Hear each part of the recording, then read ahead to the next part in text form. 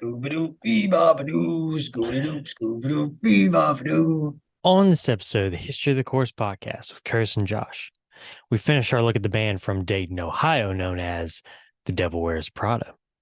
Make sure to follow us on Twitter at IsSurvivedByPro for news and the latest episode postings. And make sure to subscribe to the show, leave us a 5-star review, and write us a comment on YouTube or whatever podcast service you're using. Make sure to check us out on TikTok and give us a follow at IsSurvivedByProductions. And if you'd like to see us do some live streams, leave us a comment or tweet us the keyword stream. Now, without further ado, let's start the show. The devil is in Atlanta. Army surrounded.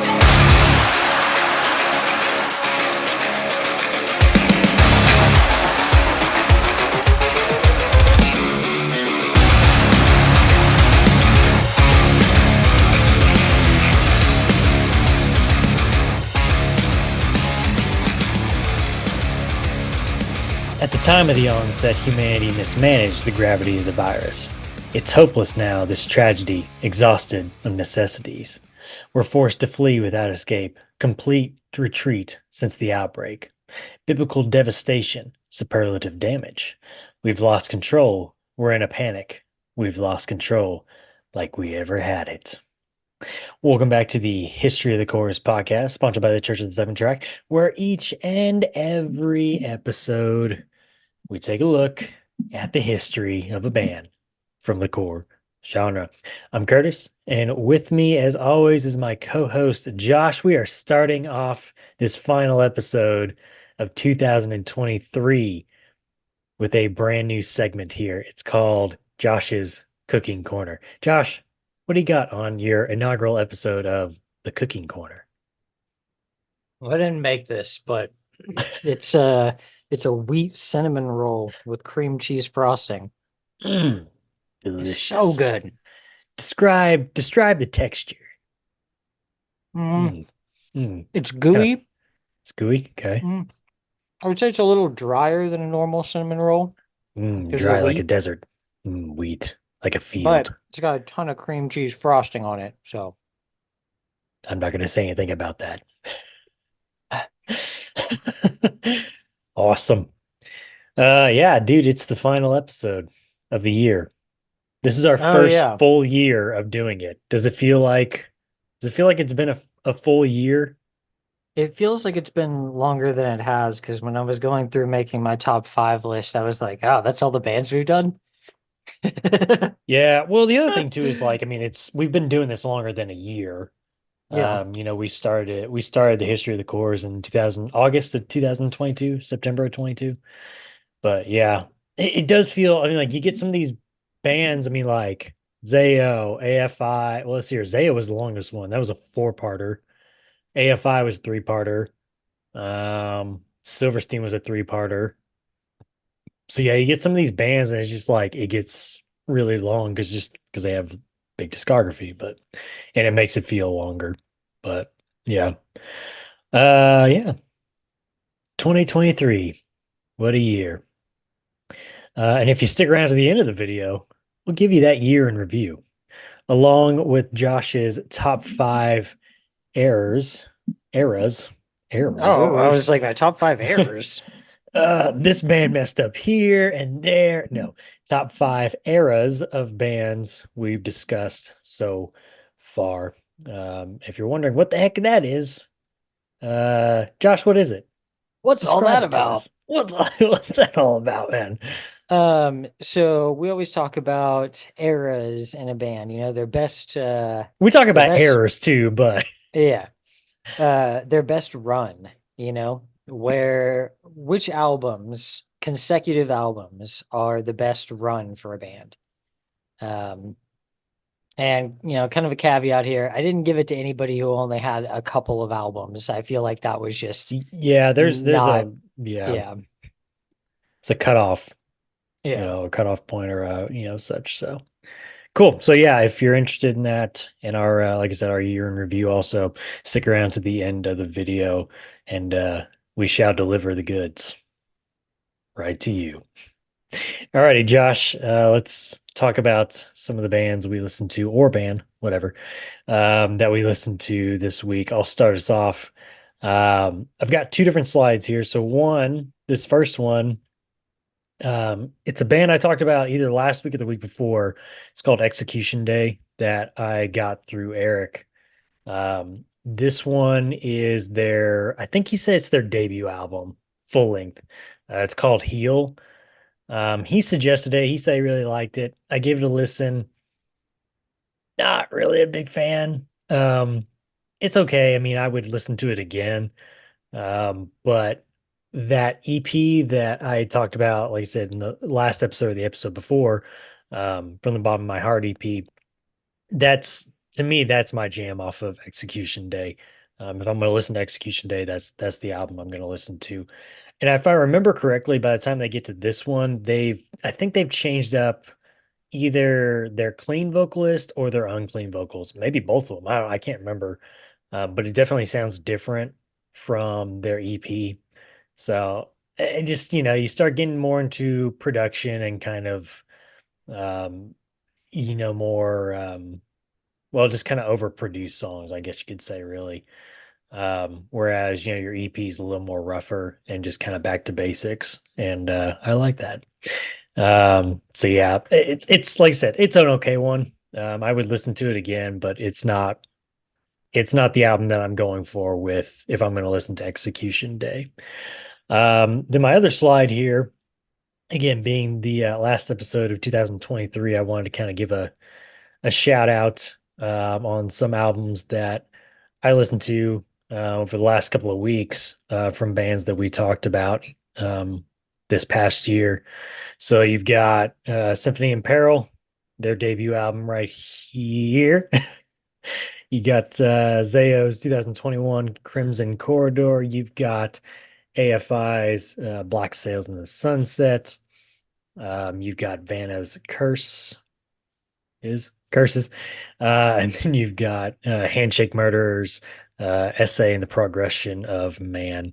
So I just like I said, I just want to kind of give a shout out to a couple of those albums that we talked about. There's plenty of other good ones, but these are the ones that just kind of thinking back on our past year that just kind of popped in my mind, and so I decided to listen to them over the last couple of weeks. So, what about you, Josh? What did you listen to this week? Because I have no clue. Whoa! Look at us. Hi, look at wave back.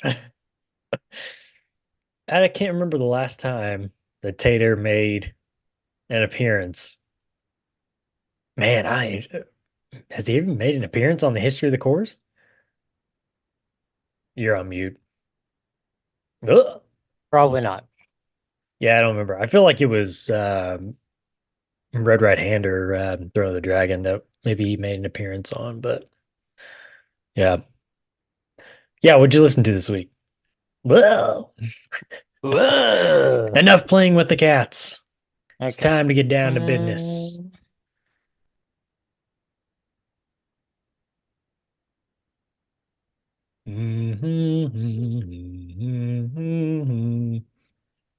So this week I just listened Classic. to a couple Armor for Sleep albums. Yeah, just two of my favorite. They've got Did a you they've got a few others, but have you listened to these are their the newest best. one? No. Oh, okay. I had mentioned it several weeks ago. I think I It remember you was talking about it, but Yeah, it was pretty good. I mean, it's Armor for Sleep.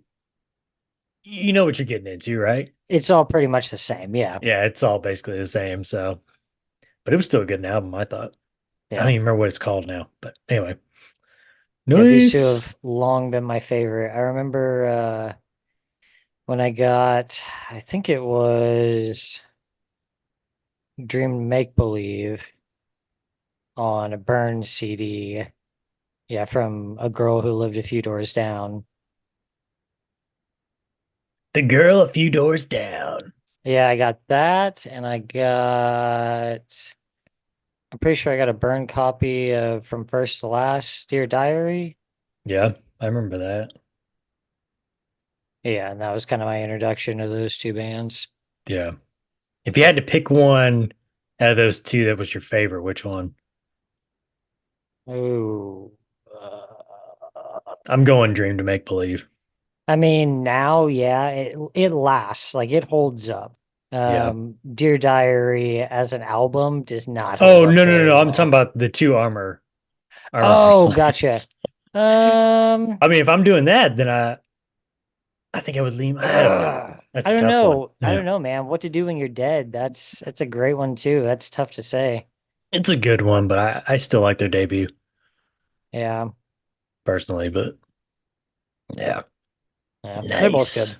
Yeah, that's Cool. pretty much it. Other than that, just I listened to each of these albums, Devil Wears Prada, a million times, and hoping, hoping Praying. beyond hope. Please, begging. Yeah. Yeah. Well, let's go ahead and start talking about that, Josh. Oh, Let's get. I was gonna say, so I had you watch Oh yeah, yeah, yeah, yeah. I forgot about that. I had you watch a video before we Yes. started. So I was watching, I told you that I saw um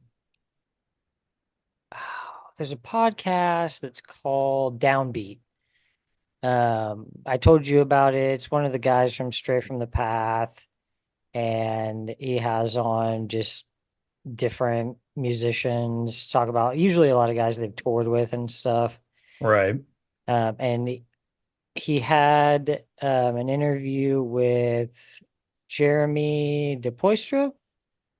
The Boysta. Yeah.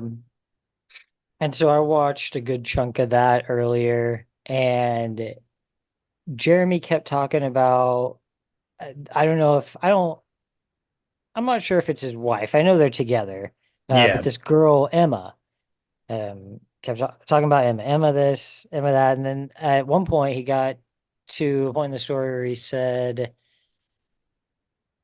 it was like, back then I didn't know Emma. He was like, and then we had taken out Dying Wish on tour. Is that so? Is And that her?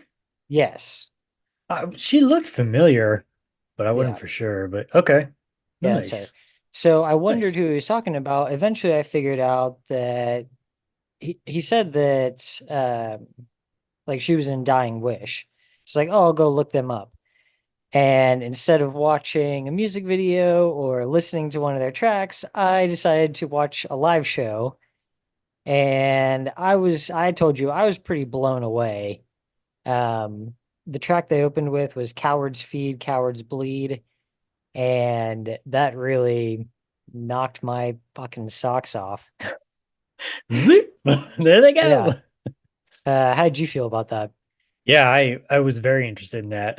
You made the comment of her vocals. I do enjoy those vocals from a lady.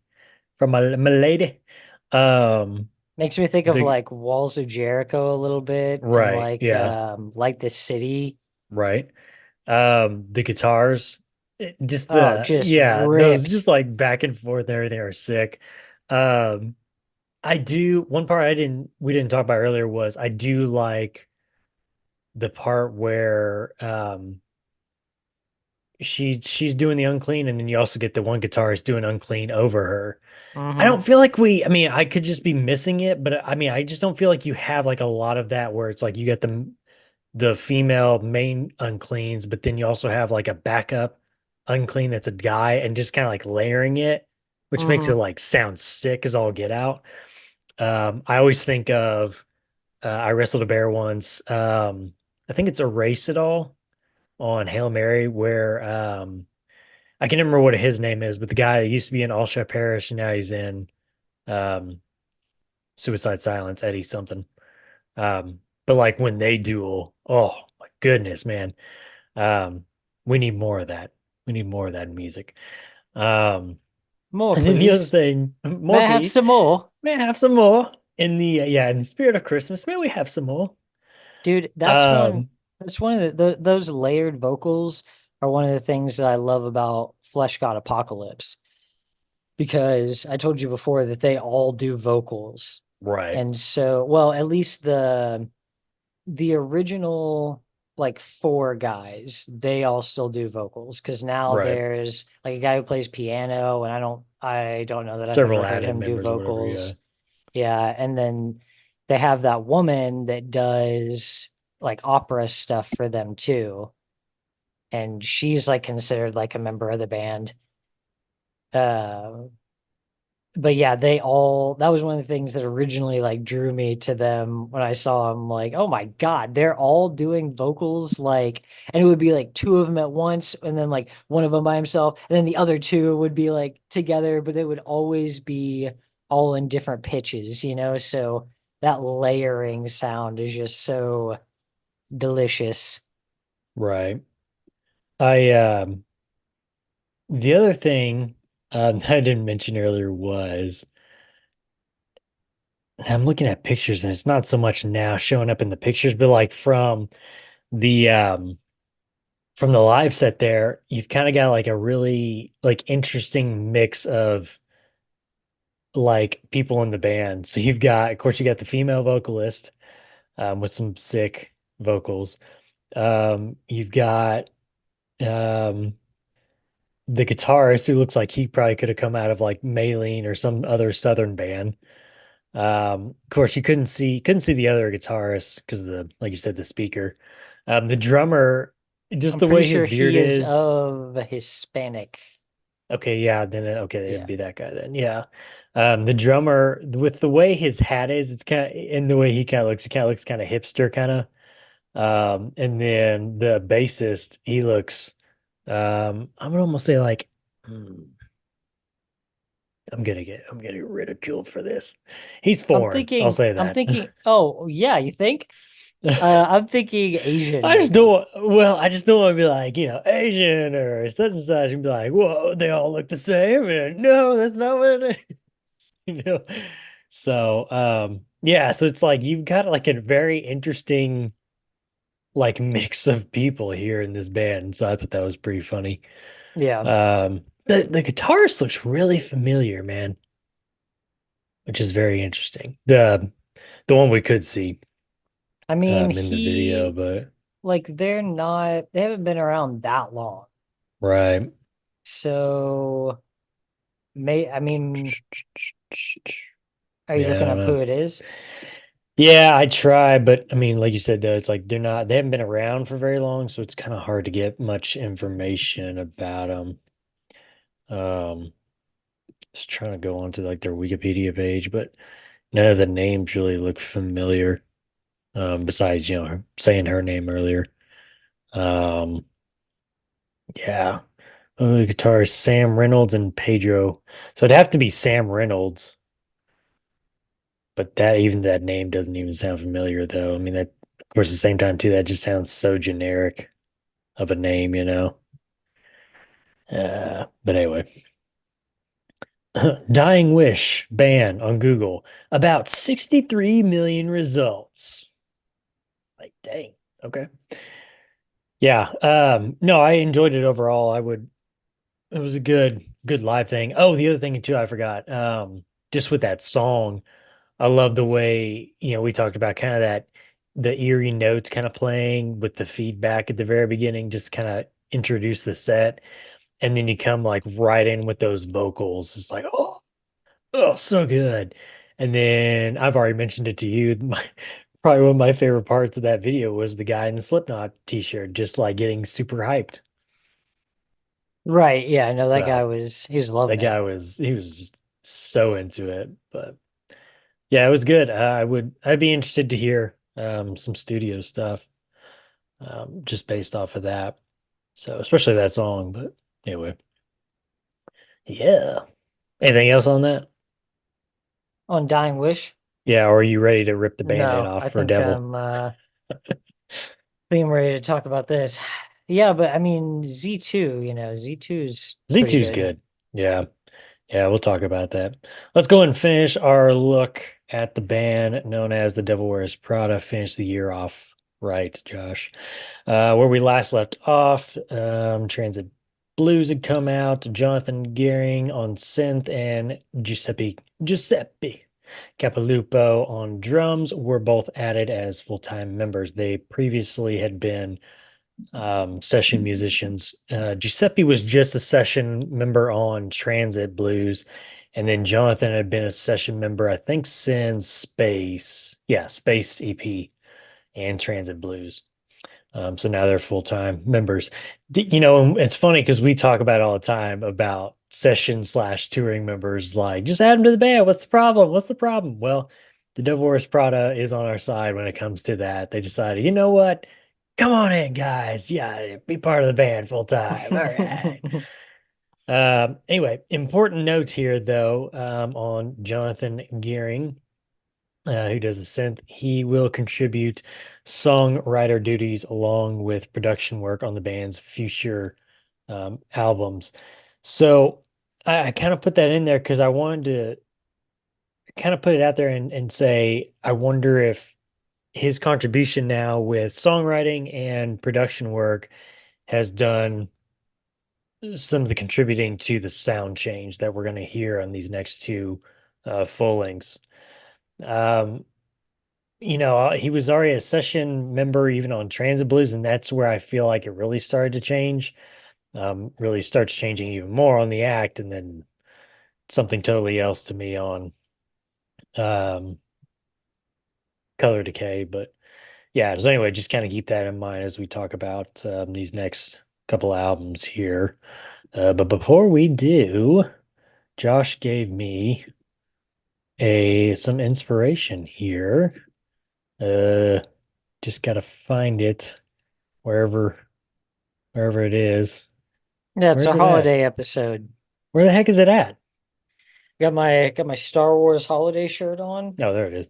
Okay, now we're good. Now we're good. Nice.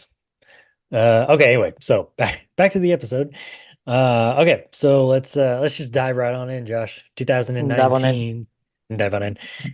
The Act from Solid State Records, produced by Sonny DePerry, who has done work with Animal Collective, Portugal the Man, and Lord Huron. Do you know any of those bands? I know Portugal the Man. Okay. I know Portugal the Man and Lord Huron, and I think I've at least heard of Animal Collective. I saw that in his work and I thought, okay, now this is starting to kind of make a little more sense why some of this stuff sounds the way it's going to be. Um, and then also Jonathan Gehring does production work as well, as I mentioned earlier. This is the final album for Andy Trick on bass. The band had said they originally came into recording, oh boy, with 60 songs. Josh, we've been down this road before, haven't we? First of all, why do you have a backlog of 60 songs? I don't know. 50% of that's trash. Yep. Yeah, I don't Easily. know, man. Ranica stated on the sound of the album, quote, "We wanted to do something that actually tests the boundaries. You don't see that in rock, and there's so little invention in rock these days." Hmm? What boundaries are you testing? That just sounds like every other That's what fucking I'm supposed to say. dumbass It metalcore sound like band right now. everything, It sounds like everything everything else, else. man. Oh boy. Yeah, but they were the We're testing the pioneers of what it sounds like, boundaries. man. We haven't done this yet. We're testing our boundaries as Devil Wears Prada. You just don't understand, Josh. It's avant-garde. It's art. Scott Freiberger of Jesus Freak Out. I I'm mean, shy. I'm not shy. what the heck was that? Oh Oh. man. I feel like there's only been like one or well, there may have only been like one album so far that we talked about that we didn't use Jesus Freak Out. But it's so good to just it's so fun to just like do that. So Yeah, if it anyway, was somebody else, it wouldn't be as fun. wouldn't be the same, man. Wouldn't be the same. From Metal So yeah. Injection. You I remember guess that we could one? have fun with some other ones. Okay, anyway, Scott Freiberger of Jesus Freak wrote on Whoa. his review of the album, quote, signing with Solid State at this point may seem more than slightly out of left field, but it is in fact the next step in their career. To further the surprise factor, they're coming out of the Solid State Records gate strong, but with their softest album to date. Now, when I say softest, I don't mean to imply the band has gone soft. There are still classic The Devil Wears Prada heavy moments, but they serve more to accentuate the songs rather than dominate them. This approach makes more sense when you find out that all of these songs were composed on a piano, a first for the band. The act both opens and closes with relatively heavy tracks. Mike Ranica is no stranger to screaming and growling his way through songs, and brutal riffs and double bass are far from absent. The thread pops up in the middle of the track list to remind us of that. This is certainly no pop rock album, as I've heard some describe it, but this go around for the band does come with a heavier emphasis on indie rock and hard rock than before. Some of the piano made its way into the album as well, which is most noticeable in the milder moments of As Kids. If you're losing interest, let me say the Act is a solid album from start to finish. My first listen was a bit less than enjoyable, mostly due to the unexpected sound. But after the initial shock wore off, I kept finding more and more things to love. The middle section of the album is particularly strong. From Please Say No through As Kids, the album is at its best. I've always loved the heaviness of Dead Throne and 818, but it's hard to beat the low key, bass filled grooves of tracks like Please Say No and Diamond Lost. Not to mention, both of those tracks feature vocal melodies that are as stellar as they are addictive. It's safe to say that The Act is not the Devil Wears Prada album that fans were expecting, at least not before listening to the singles the band had released to streaming services prior to its full release. And there's no doubt that some of their fans may be turned off, right here, by the lighter side of the band, which, if nothing else, is at least understandable. Thank you. But despite the changes, The Act stands tall as one of the Devil Wears Prada's best albums. Songs on this album include Switchblade, Lines of Your Hands featuring Sierra K of Versa Emerge, Chemical, Wave of Youth, Please Say No, The Thread, Numb, Isn't It Strange, Diamond Lost, As Kids, Even Though, and the finale, Spiderhead. I forgot to mention, Josh, at the beginning of this episode. I just wanted to remind people that the History of the Chorus podcast is a podcast about the facts and our opinion on those facts. You may not agree with those opinions, but that's okay. Go start your own podcast. But yeah, I think we can. I don't know how you feel about this one. I think we both agree that we do not like Color Decay. Um, but when we've said it before, it always feels like too that it's like when we get to the end of a band that we really kind of fall off the map with them. But it is one of those two where it's just like go listen for yourself and make your own opinion. We're just kind of here to guide you on the musical journey. So anyway, with that said, what do you think of the act? I don't think that The Act and Color Decay are necessarily bad albums, but I know because you're the same way as me in this. The big thing that's going to turn us off about newer albums like this is the metalcore anthemy-ness of it all, you know? Um, Anthem Core, yeah, trademarked. and it feels like a majority of these songs are that. Yeah. And They have that sound to them too, kind of like the production wise. I don't know what it is that yeah, makes it that way, but it just does. Yeah. it's just all very digital. It's a different use of the keyboard than like the way those bands used it before. Right. And I feel like that's a big part of it. You take out the cleans and you take out that ambient background texture, and we we got something to work with here, you know? But those kind of turn it in this different direction. I don't know what the hell he's trying to do with his different vocal styles he's trying out over these next couple albums. Like it feels like a flop to me.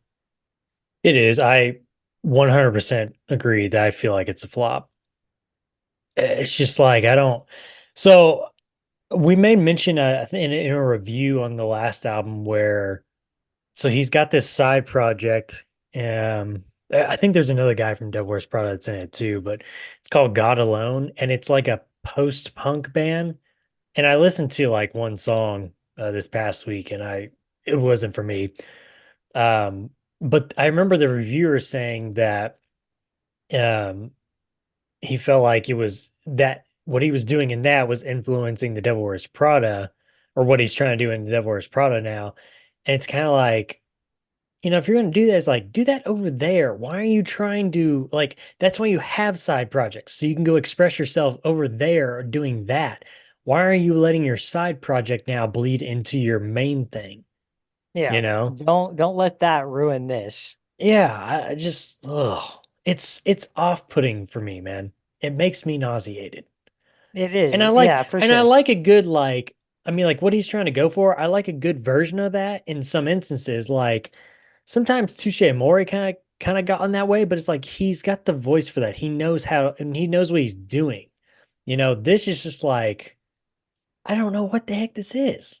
Dude, you could cut Chemical halfway through the song and start up halfway through Drown by Bring Me the Horizon, and I Yeah. wouldn't notice.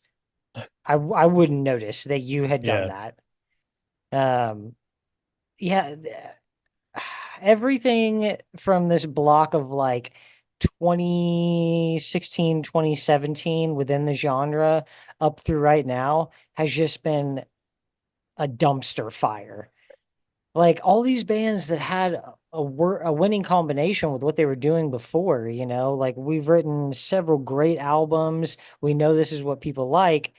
Um, yeah, I can't say it's not still working for them because I Obviously mean, people like it. I I know mean, Chemical was a big single off of the act, but it has right. 24 million listens in just like 4 years. So that's not, you know, Yeah. um, I just think it's a lot of, I think with the new sound, they're catering to a new fan. I don't necessarily think it's people who, were a massive fan of Roots, um, who's now gone this way. Right. Probably not, some for sure, but n- not enough for those numbers, like this is Right. bringing in new listeners. And I get it as a business, trying to stay alive and try to stay relevant. But yeah, that's why, man, I'm a firm believer. And at a certain point, you just got to cut it off. Like you gotta, like as the listener, you gotta see that we're moving to this new era, and you gotta Right. pull the plug on it. If that's not what you're into, and then this block, that's what's good about the band to you. You don't have to just like stop listening to them all together, or, because they go that direction, that's who they are now or whatever. I didn't give a shit about the last several Fall Out Boy albums, but their first like four albums were really good, you know? Yeah. So that's the Yeah. block I listen to. Don't let the albums you don't like ruin the whole thing for you. Right. But yeah, and I think I struggled with listening to these albums a lot because I immediately wanted to say like, oh, these are trash, like these are garbage, but that's just my opinion because the anthem rock thing doesn't work for me. Right. Like it's I think objectively I can say that these albums are put together well. Mhm. Like there's a lot of things here that work. There's just enough things that don't work for me I was for supposed to me say, to yeah. not listen to these anymore after today. They were made for some people. We're just not those people. Yeah.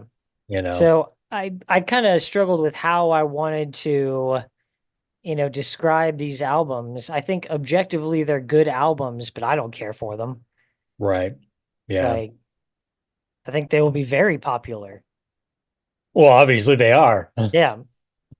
One thing though that got me with this one and Color Decay was the artwork and the music do not match. Do you agree with that? Oh God. This looks like the cover of like a black metal album or like a death metal album. Especially the act. It's like if you had no clue what you're about to get into and you were just going based off, you're like a therapist thing, be like, what? Look at this picture. What do you think is This about to could happen? be this could be a Disfiguring the Goddess album cover. Okay. Yeah, just like you said, some kind of like black metal, album cover or whatever. And then like Color Decay, I'll talk about a little more. But yeah, it was the same thing. It was like I look at that and I'm like, to me, this music just doesn't match that, you know? Yeah. So it's just kind of interesting there. Um, yeah, and like I said, we already talked about the vocals. God, that annoys me. Um, and yeah, goodbye to the Slayer-esque fast music. They really slow it down, man, on at least at times on this one and Color Decay. Um, Two interesting things though. I'd read a comparison, I think on a review, on a different review, that compared it to like what Under Oath was doing on their two newest albums. I was like, yeah, that sounds about right. And then interesting, the song, their second song, Lines in Your Hands. I read a theory that it's possibly like the lyrics are possibly connected to Elizabeth from Space EP. So I thought that was kind of interesting. I Okay. didn't know maybe if you had seen that or not, but yeah, Hmm. I'm with you. It's like I'm not trying to like trash this album because I'm in the same boat as you of like the first time I listened to this and Color Decay, I want to just be like god awful, terrible, you know. But again, it's like you said, it wasn't made for what we're expecting, what we've come to expect from the Devil Wears Prada. I mean, you talked about in the last episode where it's like the block for you and I that we both agreed on as their best block is Roots through what did we say, Space EP, I think. We Yeah. felt like that was their best block. Um, so it's like we're expecting that sound. Um, I think I can speak for both of us where it's like we understand it's like you're gonna grow as a band, you're gonna have different changing opinions or likes or whatever throughout your, lifetime as you grow older, and it's going to influence your music. But at the same time, I feel like when you make a big change like this, especially with the vocals, you really lose me. I feel like you have your foundation and it's okay to tweak it little details here and there, but when you're doing something like this where it's like you're going hard right, you're going hard left, that's where you really lose me, you know. Yeah. So, but anyway, any final thoughts on 2019's The Act? No, I did just read through the lyrics of Lines of Your Hands. That's What do you think? interesting. Do you see anything? Possibly. I wanted to check real quick here While you check on that, I'm gonna go ahead and Supernova. yeah, I'm gonna go ahead and move on here real quick while you check that. And we'll check in with Josh right after these words. In 2020, yes. Well, I found the part that I was Okay, thinking yeah, of. go for it. So in the lyrics to Lines of Your Hands, the part that I think they're kind of talking about is the I beg you hear my every word before you leave for the moon. Um and then yeah, it kind of seems like this would have been like I don't know, something that happened before Elizabeth left for space. Yeah, I feel Um like that's what they talked about. Like was like a right before, yeah, she left for space. Yeah, like you said. um there's a a little part that I mean it's multiple times in the song, but it makes me think of Supernova, which was a kind of a connection for me. Okay. Um, the forever deja vu parts. And he says it in the same way, like kind of the same tones that he Okay. says forever in forever sleep in Supernova. Okay. So yeah, just like Hmm. the I have to listen to that. Hear it again. yeah, there's just like something about like the cadence there and the yeah, the different like notes he's hitting on each word there that are kind of similar to Similar. the way he says it on Supernova. So Okay. Okay. yeah, I could see I that. That's knew. interesting. I mean, if I did have to pick a song that I did like off of the act, it was "Lines in Your Hands." I do like the feature of Sierra K. Yeah, Sierra K on there too. There's a That lot of was a good one. cool riffs like over this album. Musically, There does and it still there's do it for you? yes, except Okay. for you got to take out those ambient textures. You got to pull that Right. shit out. Okay. You But gotta take it out, man. you got to rip that Yeah. shit. Um. Yeah, okay. So in 2020, the band announced on an episode of their own podcast, the Prada Podcast, that Andy Trick on bass had left the group, being replaced by Mason Nagy. Like all other bands, the Devil Wears Prada would have to sit on the sidelines during the 2020 pandemic. But fast forward a year later, in March 2021, a cryptic video was released via Solid State Records' YouTube page, signaling the band had something for fans to be excited about.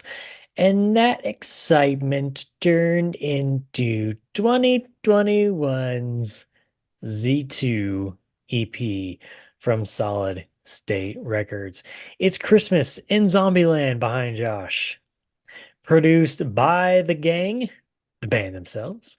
This is the first album for bassist Mason Nagy.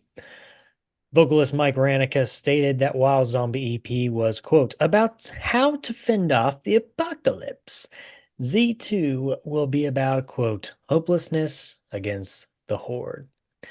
This album was actually inspired by the COVID-19 pandemic. Interesting. The band would perform the album in full via live stream, or as the band called it, Undead Stream. Nice. About a week before its release. Adam Rice of Wall of Sound. Nice. WallofSoundAU.com wrote in his review of the EP, quote, with the news of Z2 hitting our ears on April 1st, April Fools, the prospect of a sequel EP to the band's most wildly successful and heaviest release, Zombie, seemed too good to be true. When the rumors began coming to fruition, one question seemed to continuously pop up by eager fans, which was, can one of the greatest metalcore EPs ever released be followed up by an equally impressive collection of songs? Kicking off the EP is Nightfall. Chugging down-tuned guitars and low-range vocals create a highly energetic, fast-paced beginning to the EP. Regular changes in the song's timing structure surprisingly creates an easy listening experience. This track is punchy and mosh-inducing, particularly the breakdown at the track's outro. This is simply a superb start to the release. Continuing with the same style as the previous tune, Forlorn keeps the tempo fast with high intensity drumming from Capalupo, consistent with double kicks throughout. The clean vocals of De Poista add an exciting dynamic to the track, which allows him to shine in the limelight. We are then introduced to Termination, which gives us a stronger impression of Daring as his synths maintain their position at the track's core. By no means does this mean that this track is slower or softer. The fast-paced, hard-hitting instrumentals complement the synths extremely well. Unclean vocalist Ranica is nothing short of a sensational mid-range vocalist who seemingly has no issue screaming on his lower range, especially towards the breakdown of this offering. Nora begins with slow, industrial sounding synths, which allude to beefy guitar riffs being quickly introduced. In its entirety, this has to be the EP's slowest song. It is consistent with DePoista's monotone, unclean vocals and what seems like Capilupo's hatred for hi-hats as he repeatedly beats it hard from beginning to end.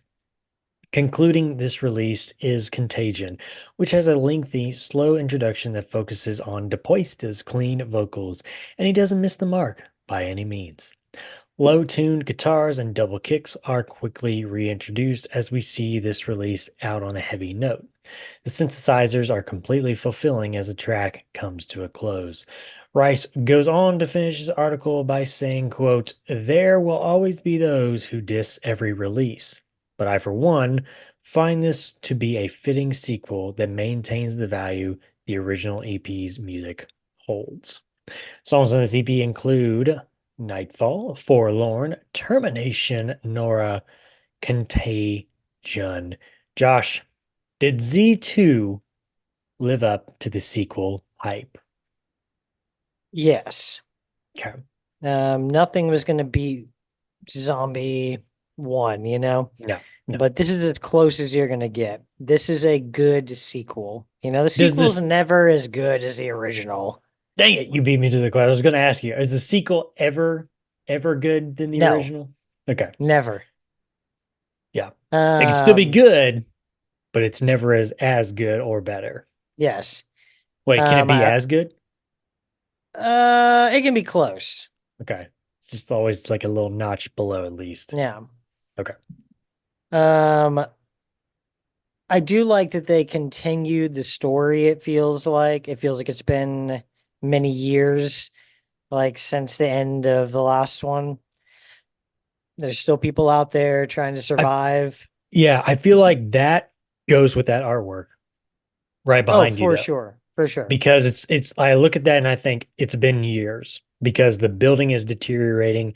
There's grass and plants growing in it, so you can tell, okay, it's been some years since the actual outbreak of the original EP. So artwork, man, it goes a long way to tell the story. Yeah, and they've got great artwork on their EPs. Oh, yes, yeah. Um, yeah, and then we kind of, we get some kind of general stories in a couple of these tracks, but then we actually get a um I don't know how I would describe that. Is it a not a characterization, like a biopic basically Okay. on one specific character, like we do in in the space EP. Um I feel like there's is it I don't remember what track it is on Zombie 1, but I feel like there's a track on there too that focuses in on like one guy, you Well, know? is it what's the finale called? Survivor or Survival? Where he talks about Yeah. I'm one of the last few standing. Yes. Okay. Yeah. And so we get the fourth track on here, Nora, which is kind of a biopic of this one woman, like what her story is in the middle of this. Right. Um, but yeah, this was I when I heard the first couple on here, I was like, okay, we're in good shape. Nightfall was enough to really draw me in. Like there's some dirty riffs on that song. Right. Yeah. What kind of Uh tuning is that? ah Do you know off the top of your Okay. no. I mean I assume they're just in like D or A, I like was gonna drop say D like or drop A, D, yeah. but I can check real quick. I mean, I'm not the expert on that, but it sounds almost kind of like drop D from what I can remember. Yeah, my thing was I just had two notes here. It was just great follow up to the OGs on BEP, and then I've already kind of mentioned the artwork. It's just that's some sick artwork. I'm guessing so they had somebody paint that, but yeah, that's beautiful, man. Brings a tear to my eye. So beautiful. But did you listen to them back to back like you wanted to? No, I didn't. Oh man. Like now that you're saying that, I'm like, ah, damn, I didn't even think about that. Yeah. So be interested to hear what it sounded like flowing right into the next one. From what is the final track called? I can't think of it right off the top of my head. But yeah, flowing right into Nightfall would have been pretty cool. But um, Yeah, we're in drop A. oh, I mean, it sounds, uh, you know, Let me check this other one just to make sure. what the Mm, heck? Hmm. this one says drop B.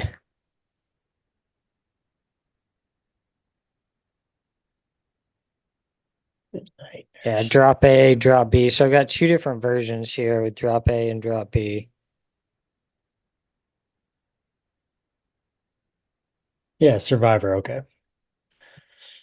Yeah, Survivor right into Nightfall is what I was trying to say. But Yeah, yeah, so you're right though. I mean, nice. they are lower on the zombie albums than they are in their normal tuning. I believe their normal tuning is D. I think I'm just So like, I think I'm just like really relieved though that they didn't like release this at this time and be like, well, this is the next chapter of Zombie and it's going to be sounding like what we're doing now because that's just how it's going to be. Oh gosh. Could you imagine, dude, if they did that? It was like, that's why I was kind of scared, dude, because I wasn't sure if it was going to be like their new sound. And so, yeah. So but yeah, that's the I thing about it's a concept album. So you have to be able to go back to that sound and recapture it, or this whole thing does not work at all. There's no right. point if you're not going to go back and, if you can't go back and Well, recapture that. yeah, that's when I was kind of like I was really interested though because like you could tell it was okay just from again from the artwork and such, it's like you could tell, okay, this isn't just like right after Survivor. This is like some years gone by. So I'm like, ah man, I could really see them putting their new sound in this, And so I was That'd really be worried. unfortunate. But yeah, glad that they went back to it though. It was a good idea. You think they'll ever do like a Space EP follow-up? Space That 2, would be cool. That'd be cool. S2. That'd be Yeah, interesting. because I mean, we don't know what happened to Elizabeth. Yeah, it's true. I mean, we assume she's probably dead. Oh, she's You dead, know, all right. Yeah. uh, we Yeah, don't really know even how things ended on Earth. There was like an invasion and shit. right. Yeah, so random. But they Anything could do else, it. They Josh? could. That'd be nice. I mean, it wouldn't put No, them I past just, them. I mean, they've since they did a sequel for Zombie. yeah. So, No, I really like this one. I am gonna listen to it back to back with Zombie 1, and we can talk about that a little bit in the next episode, kind of see how that works. I that goes. do think there should be a slight change in the sound, between the two, because like you said, some years have passed. Like to give it a slightly different feel, that would make sense, you know. Right. And But I it's, feel I like mean, to me he though, this just feels like a more evolved version of, of Zombie. yeah. Okay, cool. Alrighty. Quick turnaround saw the band start to release singles for their next full-length album. With because Color Decay comes out in 2022, Zombie came out in 2021. I'm sure a lot of this for both of these albums were recorded or written and recorded, during pandemic times and such.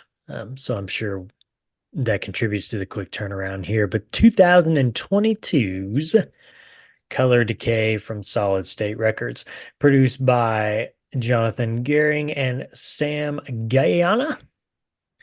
Ryan Curtis. Let's see what you can do on this one, Josh. Ryan Curtis of newnoisemagazine.com. Huh, huh. What is that? Nice. Like it. Wrote in his review of the album. Quote, opening on exhibition, this song is unforgiving. Take no time to get into it. A distorted guitar starts the song, frantically racing to an imaginary finish line as Mike Ranica's tired and powerful vocals chime in. The rest of the band joins in to make an explosive first chorus that is clean and heavy. The song only builds upon what it started, creating a euphoric, splintering song that takes the listener into the rest of Color Decay. The Devil Wears Prada is able to flawlessly make softer songs on Color Decay, such as Fire. The 3.5 minute song is led by a more pop oriented synth and vocals, detailing the struggles of mental health in the lyrics. Although Fire is a song fans may not expect from the metalcore group, its place on this album is deserved and is one of the better songs on Color Decay. Lyrically, this album is an honest portrayal of the daily struggles of day to day life. Singer and lyricist Mike Ranick states, we've really tried to create the individualism within the songs and make them distinct. The title Color Decay references the disintegration and discoloration we experience from daily struggles. Throughout the album, expect lyrics that you may relate to a little too well. These may be the best lyrics the Devil Wears Prada has ever created. While not their best release, they certainly put their best foot forward on Color Decay, delivering many songs that fans expect and some that they may not.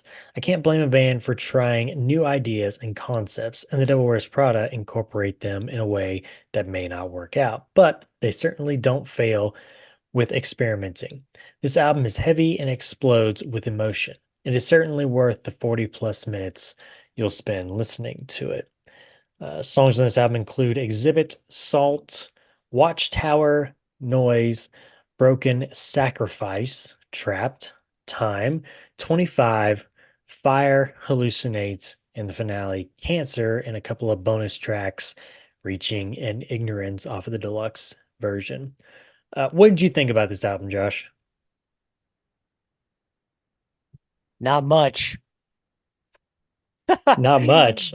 Uh, oh, you asked what I think of Color Decay. Yeah, how do you think? Um, so Salt, I think, was the song that really I was like, okay, this has gone too far. Like we just Hmm. completely 100% leaned into this anthem thing, you know? Okay, no, another question for you. Would you Okay, like me to read you another review here? sure. Okay. Are you ready? Here you go. Wall of Sound writer Anthony Santoro gave the album a score 6.5 out of 10, saying, quote, this album definitely showcases the band's diversity and musicianship. Color Decay can be massively heavy at times, super rocky at others, and also very slow and melancholy. I think it's going to be divisive amongst fans, with the OGs liking the heavy tracks and newer fans liking the more rock and melancholy flavored tracks. Personally, as a fan of heavier music, it makes me a little sad that a band that can write such unique and top tier metal tracks, a la the recent Z2 and a half the tracks on this album, then writes half an album of mellow rock songs. If it were up to me, they would start a side project for the rock and melancholic band and stick to the heavy stuff for the Devil Wears Prada, or switch the EPs and really focusing in on one sound for each. Preach it, brother. Preach it. Wow, Because it's that's what rare. I'm talking about, though. Yeah, it's rare, Curtis, that we get a review that we actually agree with wholeheartedly that's not Yeah. just like sucking the band off, you know? How much are Because if they it's paying you? yeah, if it's about a great album and they praise it, yeah, it's like, duh, dude, me too. It's amazing. But when somebody actually calls out a band in an article like that and is like, hey, like this is not really working, you know? I Yeah. wanted to read to you some of the bands that are in this league of terrible sounds. We Where said where Bring are Me you the getting this Horizon. information from? Well, just similar bands on Spotify.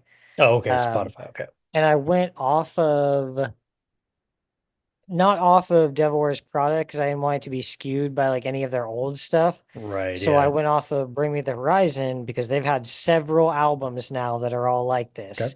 Okay. Um, so Asking Alexandria, Of Mice and Men, I Prevail, Beartooth, Memphis Mayfire, Falling in Reverse, Pierce the Veil, Crown the Empire, Black Veil Brides. Like the cringiest list of bands ever, bro. And like that's where they've kind of It's rough. fallen. Like this is like the sound that they're settling into, you know? Well, and that's the first thing I was gonna say out of my notes for this album is I don't even know who this band is anymore. Like this is not the Devil Wears Prada to me. You know, I know I've Right. already said that, but it's just like I just don't know who this is. I just You've hear the gone too far unclean off the path. vocals. Yeah. I just hear the unclean vocals and I'm like, oh, okay, that's Radica. You know, like that's that's it. You know, and Oh, that's the not only even thing that that, but kind just of like brings even me back a little bit. like the singing, that doesn't even sound like the Poister anymore. I know, I'm sure his voice has changed, but that don't even sound like him singing anymore. You know, Yeah. that's just weird. But yeah, Rannick's so far off with his vocals anymore, man. I just, Would you God, say man. this is on the same level for you as Alexis on Fire's most recent one? Oh, man. I would say Alexis on Fires is the worst thing we've listened to this year. It's been pretty bad. Yeah, that was That pretty was bad, bad. dude. That I think they went further off the map than man. It's funny though because I remember I made mention to you that when I listened to Otherness, I got like the sense of what Dallas Green was doing at that time in his side project, City and Color. It's like, man, it sounds kind of somewhat like that. And so it's funny that, I mentioned earlier that the reviewer from the last episode thought maybe that Ranica was bleeding his side project into what he's doing now in Devil Wears Prada. It's like, man, you guys got to keep that stuff separate. That's why you have a side project to express that part of you in something else, you know? Yeah, I like the way you put that. That's And why they exist, so you can go that's why do they that over exist. there, not over Yeah. here. That's why you don't have like that's why you get some of these groups they're like they do a side project and it's like totally different from like what they've been doing. Like I can't think like right off the top of my head like any bands. I mean, I guess you could say even like Alexis on Fire, like when he started City and Color, it was straight up acoustic. That's it, you know? Yeah. And I'm trying to think of some other ones, but yeah, usually it's like you're doing something not maybe not totally opposite, but like I mean you're doing some different sound than what you had been doing in your group. And so I'm yeah, I just don't know, man. And I This has said gotten it out of on control. yeah, I mean it's chaos now. And not the chaos that you and I enjoy usually in music. A la, the chariot and such, This is but bad chaos. this is bad chaos. Yeah, I said it before on the act, and I said it again here with Color Decay. I mean, that album artwork to me is just deceiving about what I'm about to listen to. Yeah. I'm just like, what no, man? Because I like this album artwork and the Axe album artwork. I will say I do like the deluxe version artwork than the better than the original one. I don't know if you've seen that one, but it kind of has like a rainbow tint to it Yeah, rather yeah, than yeah. just like Yeah. a yeah, black and white. So I thought that was kind of cool. Um yeah, oh, okay. So do you remember and if you don't, go look it up real quick. It's at the very end of the final track, Cancer. They come in with just clean vocals and like an acoustic guitar to end the song. But if you listen to it, it's like they've taken the voice and they've pitched it down a couple of octaves, or at least one.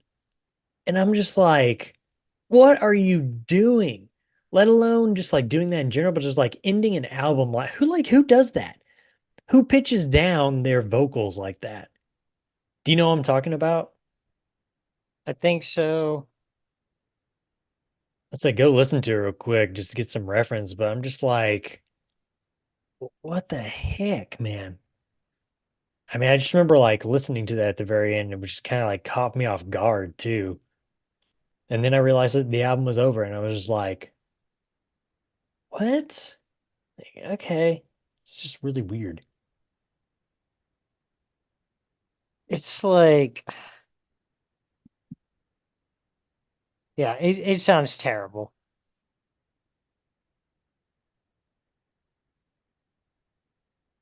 Yeah, I just Yeah, I don't flat know out, who what that does is. that? It sounds like What he's is singing that? into like a tin can. Maybe, yeah, maybe that's He's what it is, but saying it like this. it's like, okay. Yeah, I wanted to Yeah. quote you from a previous episode. Yeah, terrible. Yeah. Which episode did I say that in? I don't remember, but I believe we were talking about we started naming off some different bands. I named it, you were naming some stuff, and then I said something about Memphis Mayfire, and you're like, ugh. And then I said some other band, I cannot remember who it was, but it made you go, oh, terrible. Ah, Uh, terrible. but I cannot remember who it was, man. But anyway, yeah, that's what I've got notes wise on this album. I just don't know who this band is anymore, man. I I don't know. really, really Yeah, don't. I don't know what to do with this album. What the hell am I supposed to do with this? Yeah, what was I supposed to do with this? What do you want from me? Well, Yeah. yeah, I mean, we know the era of the Devil Wears Prada that we want to listen to, and by God, we're gonna stick with it. yeah. Except for Yeah. if they put out more EPs, I'll I was listen gonna to say, whatever let's EPs they say put unless out. they decide to do Zombie 3, which at that point I'm a little worried that they will turn. Z3. I'd start to worry that they would start turning Yeah, towards this sound. But because I could see be like, hey, we're putting out Z3 and this is the final zombie EP, which means it's the end and it's going to be depressing and melancholy. yeah. I don't want to hear that. Nah. Don't release it. Don't release it. Currently, the band is getting ready to go out on tour with Fit for a King on the Metalcore Dropouts tour.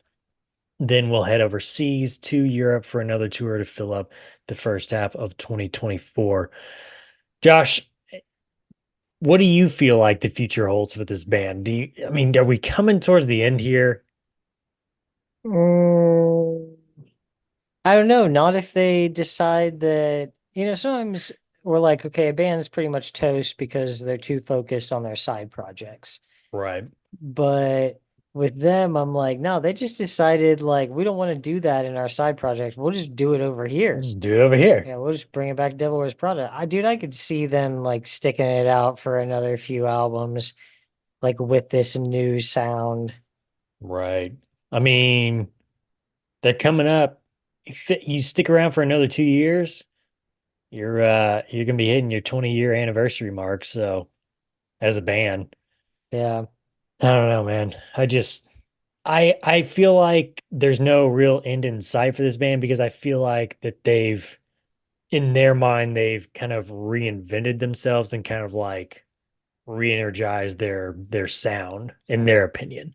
And in an age where the anthem core and the arena core is the new core, there's really no stopping that train, it feels like at this moment. So who knows, man?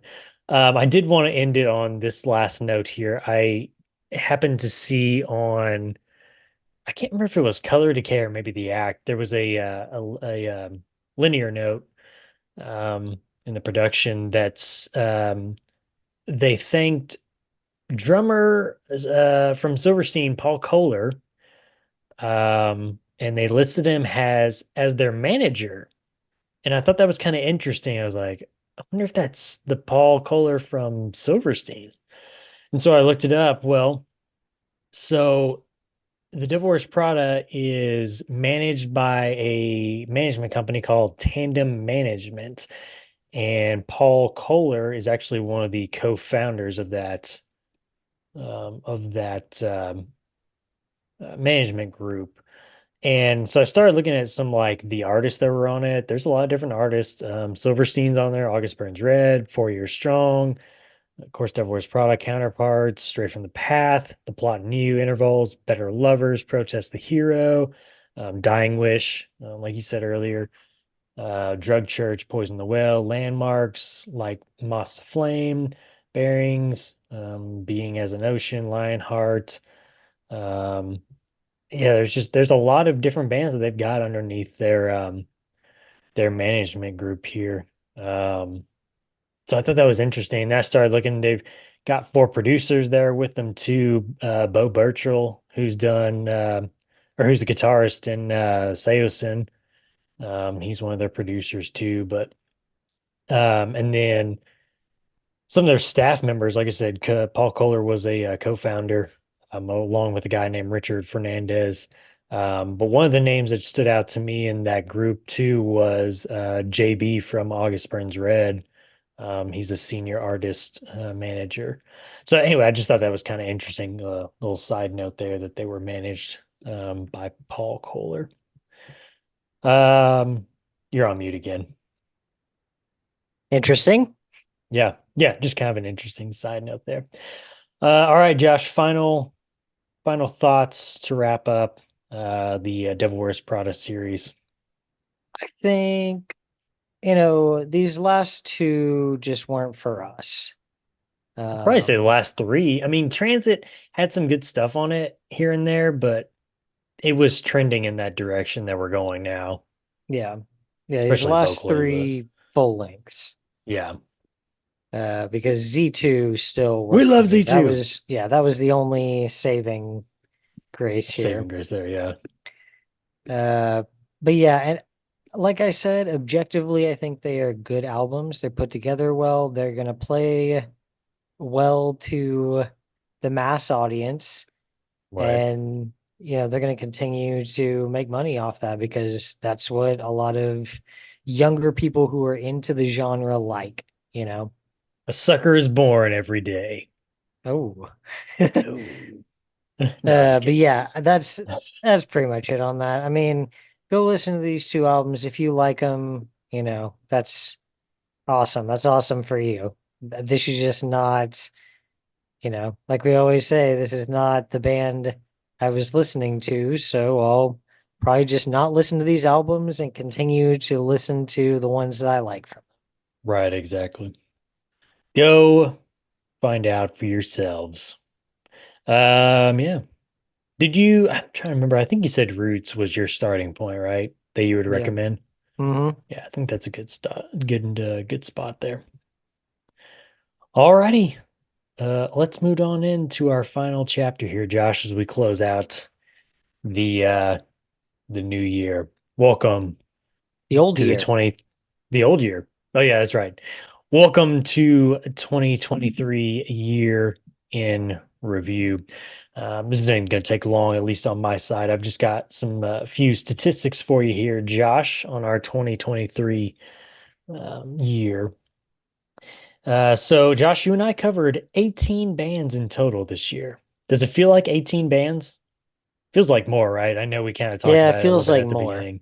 Feels like more. So we covered 18 bands. Those 18 bands include He Is Legend, Touche Amore, Cancer Bats, Alexis on Fire, Comeback Kids, Silverstein, I Wrestled a Bear Once, Spirit Box, AFI, To Speak of Wolves, Zayo, Symphony in Peril, A Life Once Lost, The Handshake Murderers, Impending Doom, Under Oath, and The Devil Wears Prada. Nice little mixture there. We could probably mix it up a little better next year, but I'm we'll probably sure we'll we mix it up. will. Yeah, we will for sure. We'll be doing all Um, kinds of crazy new things in the well, new year. craziness. There were 34, currently 34. This is the 35th episode right here. Um, that have been recorded. Out of the 34, there was a total of 42 hours, 26 minutes, and 30 seconds worth of pure genre education with just a tinge, just a little bit, just a little pinch of comedy to go along with it. Uh, Yeah, that's when I added all that up, I was just like, what? Yeah, that's a lot. Crazy. It's an 8-hour work week, man. Or 40-hour work week. Yeah. Ugh. You know what I meant. It's a full work week, man. This time we'll never get Uh, back. yeah, I know. But we do it for you people and for us. Yeah. 2023 also saw the birth of our child, the son, the history of the cores after hours podcast with my friend and avid listener of this podcast right here, Eric, or as Josh likes to call it, the fun podcast. It's the wee lad. The wee lad. Ah, he's 1 year old. Um, so far there is 15 episodes for that podcast, soon to be 16. We've got Spirit Box episode coming up here this next week, so be on the lookout for that. Totally forgot to do the preview of the previous episode that came out this last week of I Wrestled a Bear once. We'll throw it in Oh here. well. I'll throw it right here. Oh! Anyway, yeah, so 15, soon to be 16 with the next episode, Spirit Box, to finish out 2023 with a total time of 16 hours, 49 minutes, and 2 seconds, with about 2 hours and about 7 seconds, if I remember correctly, of that being just for Silverstein. That was fun. That was, could have been a lot worse, to be honest, man. I enjoyed it. It was good. It It's a was band that good. you guys really like, so you It was, yeah. And we were talking about it too. It's like we both cut down a lot on our notes. So, like I said, it probably could have been 3, maybe even 4 hours if we really just should have said, just what gone the all heck? in. Yeah. At that point, it's like, just do a live stream, bro. What are Yeah. you doing? So, looking forward, Josh, 2024, I want to put a phrase out here for you and see what you think. Blue collar podcasting. Hmm? Hmm? I'm a fan. Do I hear a t-shirt design? I think so, Josh. I think so. Be on the lookout for that one. Is All right, Survive by Josh. Productions blue collar Color podcasting? broadcasting. I like it. I like that. All righty, Josh. I'm gonna turn this thing over to you. You give us your top 5 eras of bands we've discussed so far. That would be ranging from Norma Jean through the Devil Wears Prada. Josh, take it away. So this originally stemmed from last week we talked about that block in Devil Wears Prada from Roots Above, Branches Below to the Space EP being one of the great runs. You know, when we say eras, I'm talking about a run of several consecutive albums that are the best period of time for a band. That's a sweet spot. Um, and so I said that that block would definitely, I couldn't say where it would fall in my top five, but at the very least, it would be knocking out number five in a list of bands that we have covered their best run of albums. Okay. All right. So because Devil Wears Prada did knock out my number five, I gotta give an honorable mention here to what is now number six, and that is Zayo's run of Oh, the Funeral of God through Awake. wow. Okay. Okay. Through a wake, Um, you said? yeah, and they have, Okay. you know, they have some good ones after that. And I really like It's, Crimson Corridor, yeah, I think it's but the deal of like the hiatus though that kind of cuts that off though and brings that and turns that into its own yeah, it little just entity feels there. like for those three albums, they were really in the groove, you know. The zone there. Yep. I agree. I Yeah, agree. so Zayo was my number five, but it got 6, you knocked mean? out Oh, by, yeah. Okay. well, it got knocked out by Devil Wears Prada. So Right. Devil Wears Prada is number five now, the Roots to Space EP block. Okay. Number four, Okay. Curtis, Under Oath. They're only Okay. chasing safety through disambiguation. Okay. Okay. Um, Okay. Obviously, I'm doing these by, I guess I didn't say that in the beginning. I'm doing these by just the block that I think is the best. Sometimes we do an episode where, you know, part two cuts off in the middle of that block and picks up, so it's not going to be by our episodes No, or no, no, no. anything. Yeah, yeah, yeah. Number three, Hmm. Curtis, who do you think was number three? You got any guesses on this one? I'm just still like shocked that Zayo got knocked out of the top five, man. That's When you tough. hear the other ones, dude, you're gonna be like, okay, well, Okay. what the hell? What were we supposed to do? Yeah. Oh man. Number three. Number three. Number three. Impending Doom? No, Okay. no, Impending Doom did not make my top five. Did A Life Once Lost make the cut? No, Okay, I didn't think so.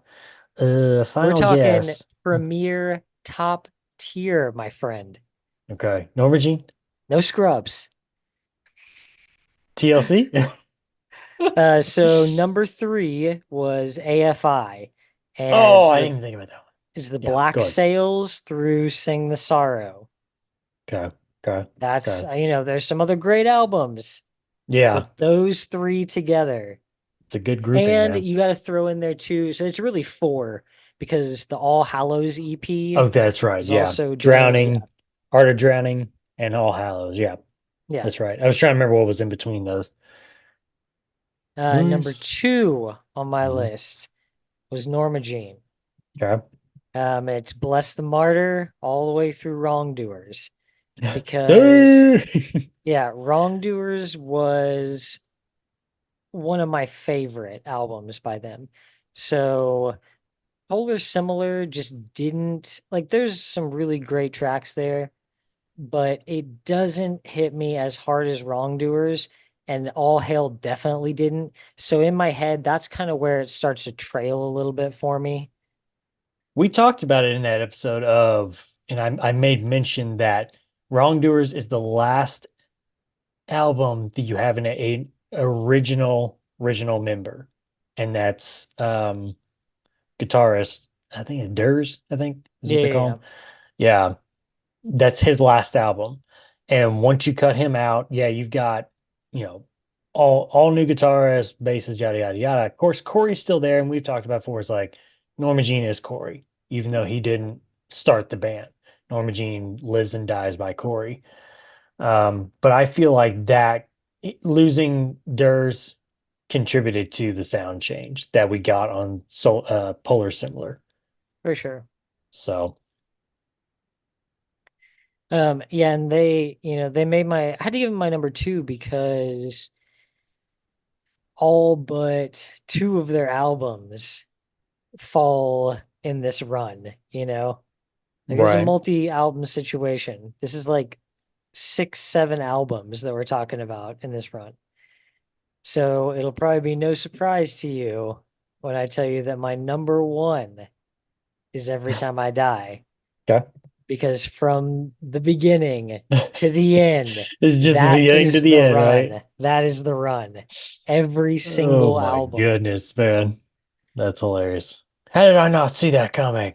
Yeah, that's why Every Time I Die and Norma Nice. Jean kind of wound up one and two, was because when I was thinking about it, I'm like, well, they have the longest runs for consecutively amazing albums. Like, Mm, arguably each one just better than the last. In Norma Jean's case, I think it's just different sometimes rather than, oh my God, you know, Meridional's so much better than, oh God, The right. Aftermath. It's like, no, they're both great. They're both just very different Mm, albums.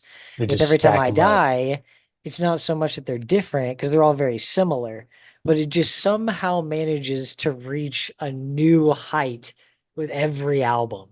So. Right. What about My hands the are tied, chariot? Curtis. My hands are tied. What about the chariot though?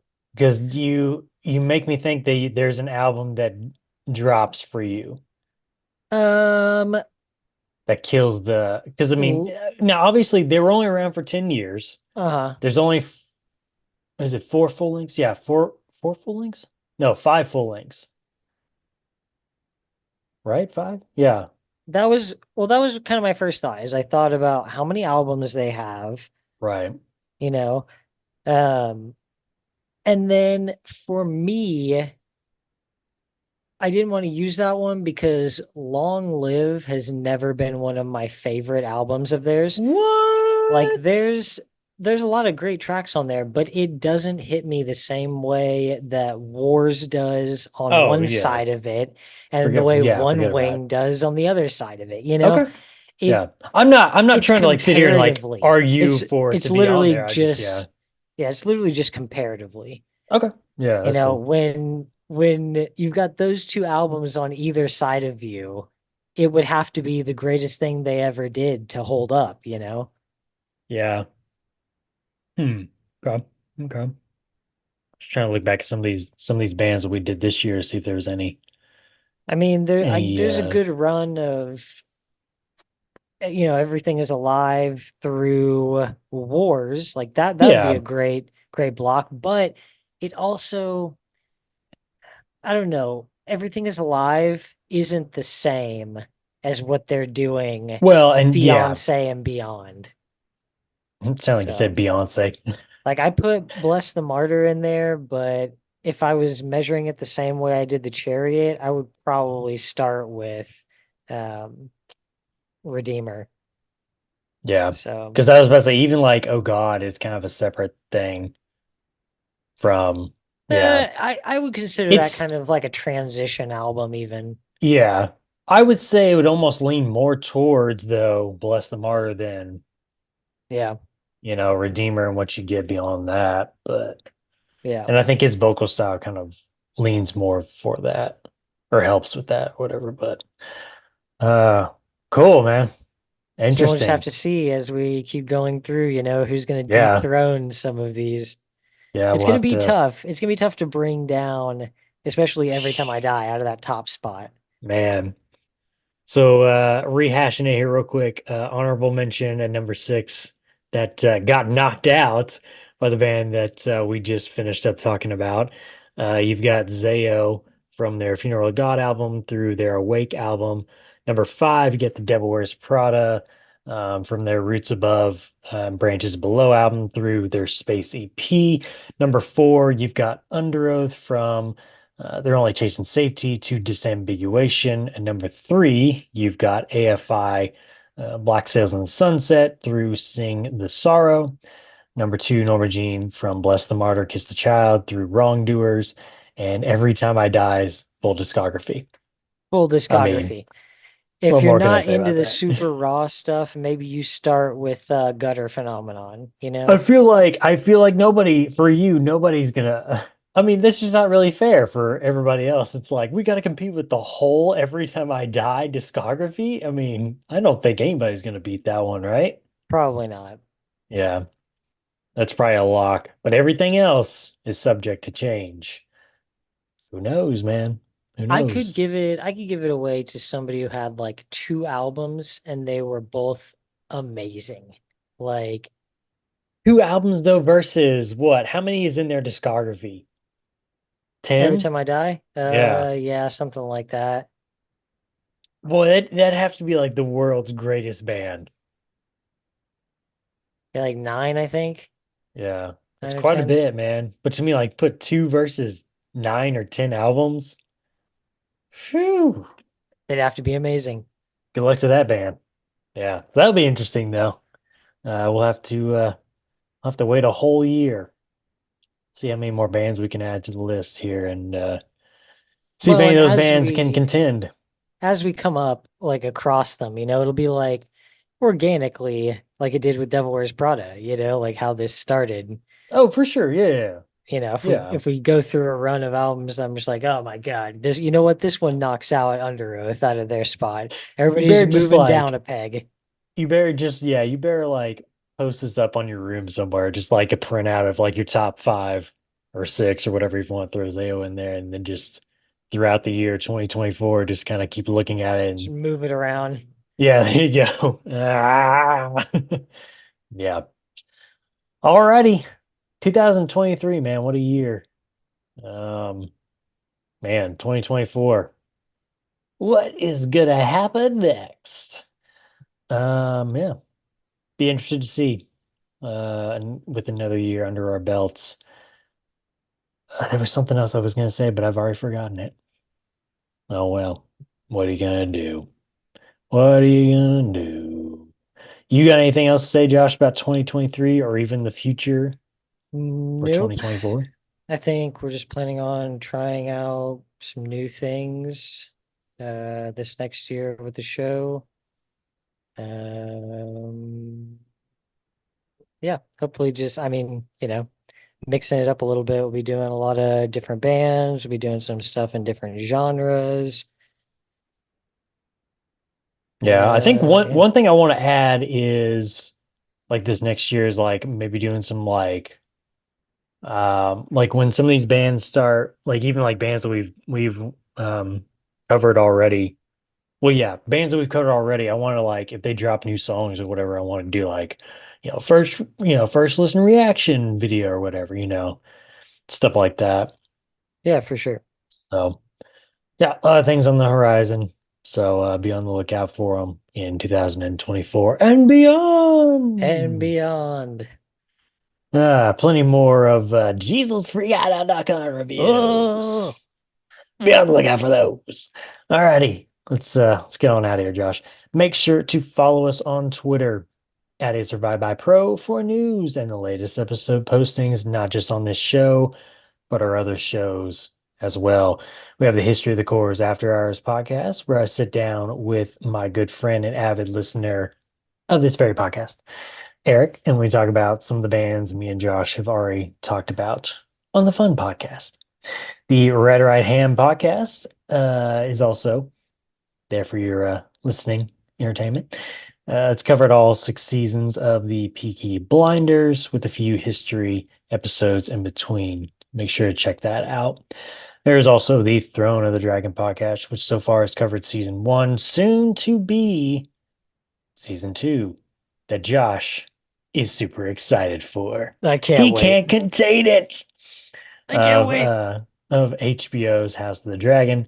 Also, while you're on Twitter, make sure to follow my co-host at Joshua Lynn Gary. It's right there below him. Read it and weep.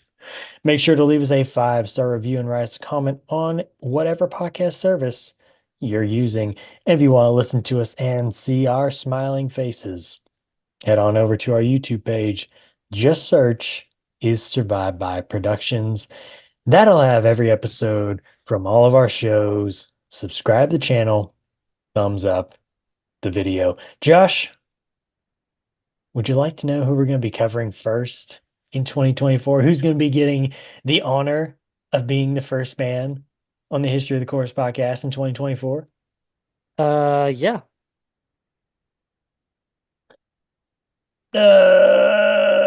No, Do you know who? I know. I know who it is. Who it is? Let's get the teaser. Let's get the teaser rolling. They're from the South. Metal. And it's about the Florida? Ma Barker gang. The one, the only. Maylene and her Maylene. 7 sons of disaster. Maylene and the Sons of Disaster. I wanted to kick off 2024 right, Josh. And I couldn't wait anymore because I don't think we're ever going to get another album from them. So, screw We're you just guys. doing it here. We're just doing it. So, come back for that in 2024. Maylene and Sons of Disaster. Merry Christmas, Happy Holidays, Happy New Year, all that fun junk from your friends at the History of the Chorus podcast. Until next year, we'll see you.